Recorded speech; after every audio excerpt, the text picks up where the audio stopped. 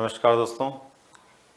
पिछले कुछ समय से जब से एकलव्य मॉडल रेजिडेंशियल स्कूल्स जो हैं उनमें वैकेंसीज़ के लिए सूचना जारी हुई है, तब से लेकर के आज तक बहुत सारे विद्यार्थियों का बार बार ये पूछना रहा है कि आखिर इसमें पाठ्यक्रम क्या होता है और किस तरह से इसकी परीक्षा प्रणाली है।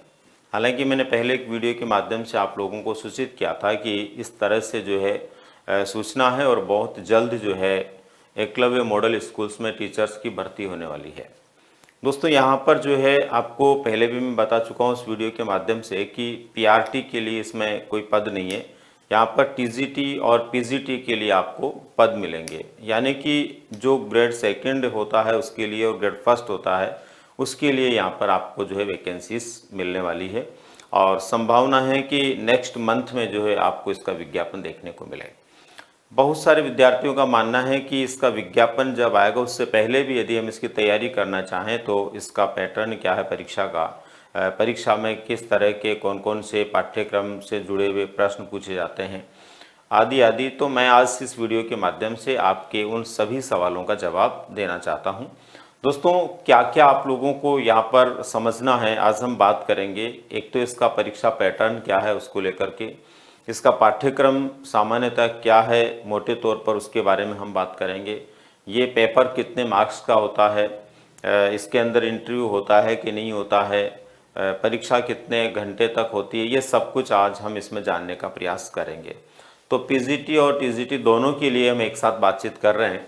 सबसे पहले दोस्तों एक आप लोगों के लिए मैंने सारणी तैयार की है जिससे कि आपको समझने में सुविधा रहे।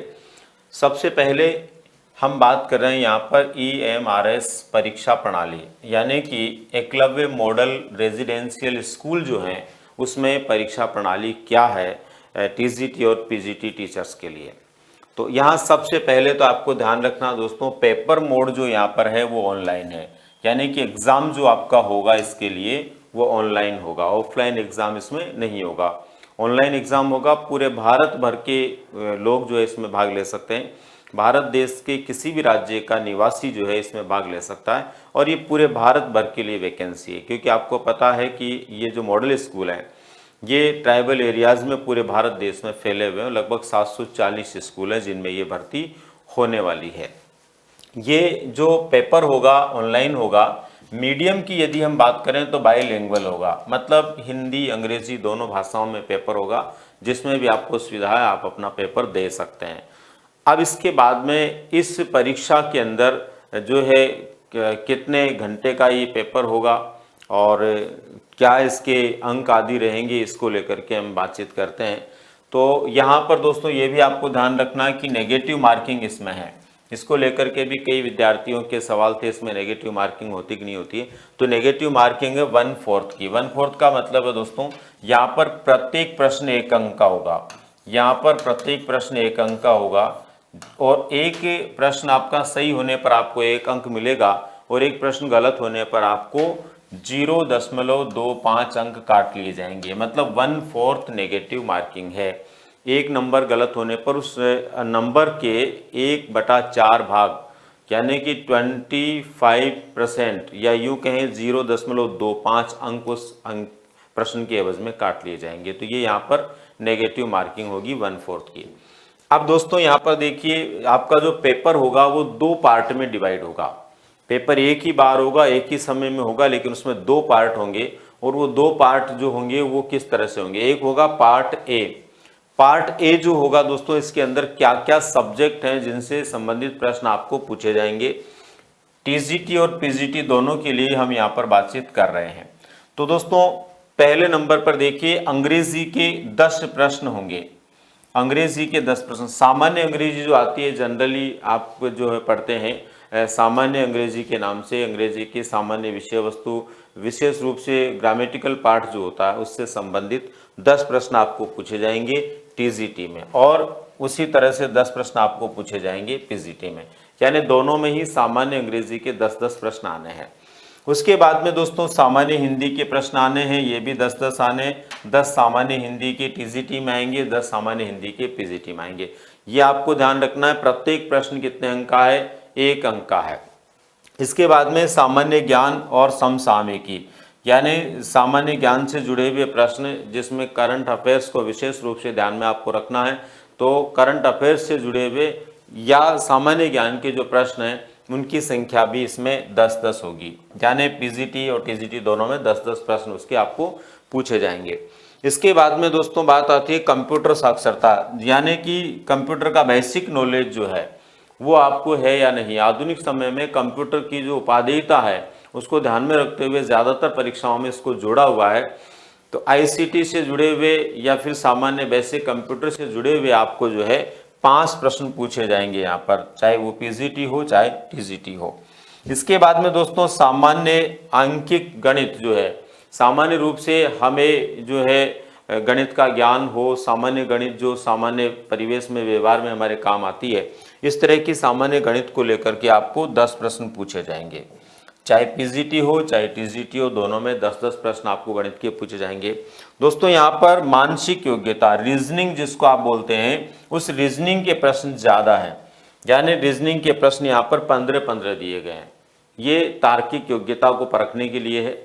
आज के ज़माने में तार्किक योग्यता का बड़ा मायना है, आप कितने तार्किक हैं, कितना आप किसी तरह के व्यवहार के डिसीजन ले सकते हैं, आपकी निर्णय क्षमता जो है कैसी है, इन सबको जानने को ध्यान में रखते हुए तार्किक योग्यता या मानसिक योग्यता के 15-15 प्रश्न आने हैं, यानी दोनों में ही इसके 15-15 प्रश्न होंगे। और उसके बाद में दोस्तों शिक्षा शास्त्र यानी पेडागोजी, पेडागोजी के सबसे ज़्यादा प्रश्न आएंगे आप लोगों के 20-20 प्रश्न, यानी पीजीटी में भी 20 प्रश्न आएंगे और टीजीटी में भी 20 प्रश्न आएंगे। सामान्यतः दोस्तों ये जो पैटर्न है यहाँ पर, जिसमें ये विभिन्न विषयों के नाम हमने दिए हैं और ये प्रश्न इसमें से आएंगे, तो आपने यदि केंद्रीय विद्यालय की परीक्षा प्रणाली से जुड़े हुए पाठ्यक्रम को देखा है तो लगभग उसी तरह का पाठ्यक्रम ये है।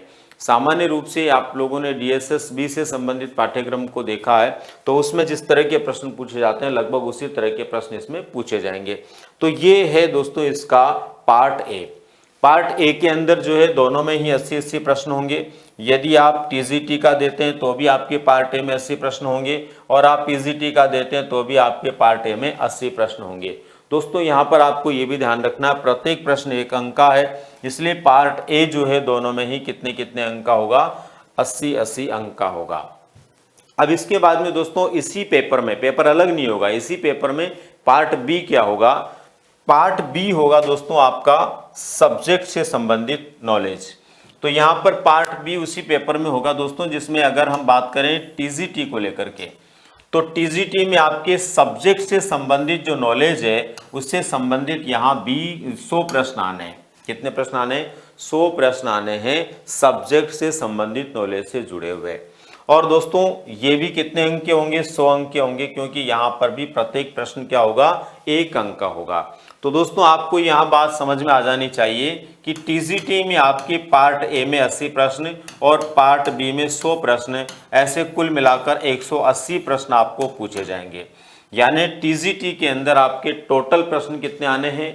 180 प्रश्न आने हैं। ये 180 प्रश्न होंगे, उनमें से 100 सब्जेक्ट के होंगे आपके, जो भी आपका सब्जेक्ट है, आप जो हिंदी है, अंग्रेजी है, SST है, मैथ्स है, साइंस है, जो भी आपके टीजीटी में सब्जेक्ट होते हैं, जिनमें सामान्यतः ग्रेड 2 के लिए जो पाठ्यक्रम होता है, DSS-B के लिए टीजीटी का जो सब्जेक्ट का पाठ्यक्रम होता है, लगभग उसी प्रकार का समान पाठ्यक्रम इसमें होगा।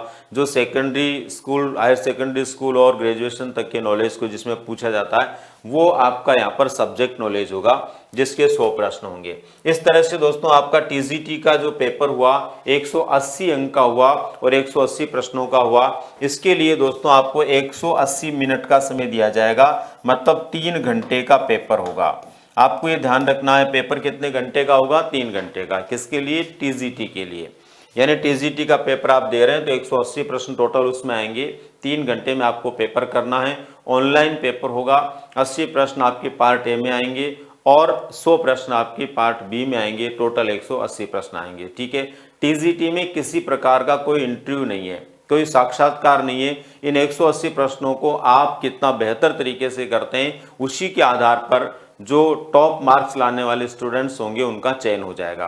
यानी इसके बाद में कोई साक्षात्कार इसमें नहीं होगा। इधर हम बात करते हैं दोस्तों पीजीटी की। पीजीटी जो है उसके अंदर दोस्तों फर्स्ट पेपर में या फर्स्ट पार्ट में जो हम बात कर रहे थे उसमें तो वही 80 प्रश्न आने हैं, लेकिन यहाँ पर जो सेकंड पार्ट है उसमें अंतर है। जहां टीजीटी के लिए 100 प्रश्न है, वहां पर पीजीटी के लिए मात्र सब्जेक्ट के कितने प्रश्न आने हैं, 80 प्रश्न आने हैं, और वही 80 अंक के प्रश्न होंगे। तो आपको यहाँ पर ये जानकर के थोड़ी हैरानी होगी कि जहां पर टीजीटी में 100 प्रश्न आ रहे हैं सब्जेक्ट के, वहां पीजीटी में 80 प्रश्न ही क्यों आ रहे हैं। तो उसके बारे में अभी हम बात करेंगे, लेकिन पहले यहाँ आपको ये जान लेना है कि इसमें पार्ट ए में भी 80 प्रश्न होंगे और पार्ट बी में भी 80 प्रश्न होंगे। टोटल यहाँ पर 160 प्रश्न होंगे। यहाँ पर कितने हो रहे थे, 180 प्रश्न हो रहे थे, यहाँ पर कितने होंगे, 160 प्रश्न। यानी पीजीटी का जो लिखित एग्जाम होगा, जो ऑनलाइन होगा, उस एग्जाम के अंदर आपको ध्यान रखना है आपके कितने होंगे, 160 प्रश्न होंगे, जबकि टीजीटी में 180 प्रश्न थे। अब ये 160 होंगे और ये 160 प्रश्नों के लिए भी दोस्तों समय आपके लिए वही 180 मिनट है और 3 घंटे का है। यानी टीजीटी के अंदर प्रत्येक प्रश्न के लिए 1 मिनट है, लेकिन पीजीटी में 1 मिनट से भी ज्यादा समय आपको मिलेगा, क्योंकि यहां पर समय तो वही 3 घंटे यानी 180 मिनट का, लेकिन प्रश्नों की संख्या यहां पर कितनी है, 160 है। अब बात आती है पीजीटी के अंदर 20 प्रश्न कम क्यों हैं। तो इसलिए 20 प्रश्न कम है दोस्तों कि यहां पर पीजीटी में 40 अंक के लिए आपका क्या होना है, साक्षात्कार होना है, इंटरव्यू होना है। यानी कि टीजीटी में तो परीक्षा के बाद सीधा सीधा आपका चयन हो जाएगा, लेकिन पीजीटी के अंदर यदि आप आवेदन करते हैं तो पीजीटी में आपकी इस परीक्षा में पास होने के बाद में इंटरव्यू होगा, साक्षात्कार होगा, और साक्षात्कार के बाद में आपका चयन होगा। तो ये था दोस्तों टीजीटी और पीजीटी के लिए क्या परीक्षा प्रणाली रहेगी और क्या आपको पढ़ना चाहिए, कैसे आपको तैयारी करनी चाहिए। आप लोगों को सभी विषयों की बेसिक जो नॉलेज है उसको अभी से तैयार करना शुरू कर देना चाहिए। हालांकि जब आवेदन प्रक्रिया शुरू होगी, जब परीक्षा के लिए संपूर्ण प्रक्रिया शुरू होगी, उस समय और आपको विस्तार से इसका पाठ्यक्रम बता दिया जाएगा, लेकिन उसका पैटर्न यही रहेगा। पाठ्यक्रम में विषय वस्तु क्या रहेगी ये आप समझ सकते हैं, सामान्य नॉलेज रहेगा सभी विषयों का, पार्ट ए में भी और पार्ट बी में भी। तो इस तरह से आप लोगों को अपनी तैयारी शुरू कर देनी चाहिए। बहुत से लोगों ने अपनी तैयारी शुरू भी कर दी होगी। उम्मीद करता हूं दोस्तों आप लोगों को ठीक से परीक्षा पैटर्न, पाठ्यक्रम के बारे में सामान्य जानकारी, अंक भार कितना होगा, टाइम कितना मिलेगा परीक्षा में, साक्षात्कार होगा कि नहीं होगा, ये सारी जानकारियां आपको मिल गई होगी। और आप लोग इन्हीं सभी जानकारियों के आधार पर अपनी तैयारी को शुरू करेंगे तो आप सफलता को आसानी से प्राप्त कर लेंगे, क्योंकि अभी परीक्षा के लिए विज्ञापन आने में भी कुछ समय लगेगा। अभी से आप तैयारी करेंगे तो परीक्षा के लिए जब विज्ञापन आ जाएगा उसके बाद में आपको फिर एक अच्छा अवसर मिलेगा, एक अच्छा समय मिलेगा, और आप अपनी तैयारी को बहुत अच्छे से करते हुए आसानी से इस परीक्षा में सफल हो सकते हैं। यहाँ पर विशेष रूप से वो विद्यार्थी जो DSSB की भी तैयारी कर रहे हैं उनके लिए ज़्यादा फायदा है, क्योंकि दोनों का ही पाठ्यक्रम लगभग एक समान प्रकार का है और दोनों तरफ ही उनको इसका लाभ मिलने की पूरी संभावना रहेगी। तो मिलते हैं दोस्तों फिर किसी नई जानकारी के साथ में। धन्यवाद।